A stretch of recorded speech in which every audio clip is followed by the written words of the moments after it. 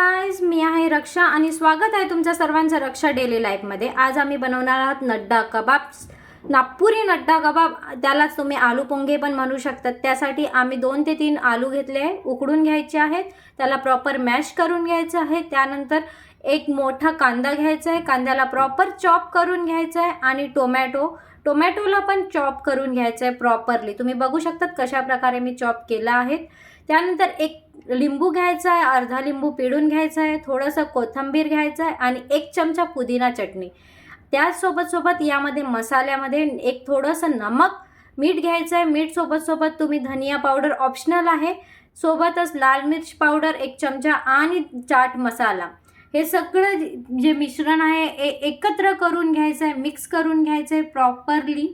त्यानंतर एका साईडला आम्ही ऑइल गरम करायला ठेवलं होतं, त्यामुळे फिंगर्स तुम्ही नड्डा म्हणू शकतात किंवा पोंगेही त्यांना तळून घ्यायचे आहेत, तुम्ही बघू शकता। आणि त्यासोबत तुम्हाला जे साहित्य लागणार आहेत ते आहेत आलू भुजिया जर तुम्हाला आवडत असतील तर, किंवा नायलॉन शेव, सोबतच तुम्हाला चटणी सॉस किंवा पुदिना चटणी आम्ही घेतली आहे।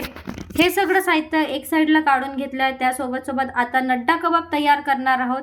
फिंगर्सला आम्ही मधून कट करून घेतलं आणि दोघी साईडने मिश्रण जे आम्ही पोटॅटोचं बनवलं होतं ते मिश्रण मिक्स करून घ्यायचं आहे। सोबतच दोघी साईडने तुम्हाला जर आलू भुजिया शेव आवडत असतील तर आलू भुजियाचे शेव लावून घ्यायचे, किंवा नायलॉन शेव आवडत असतील तर नायलॉन शेव लावून घ्यायचे आहेत।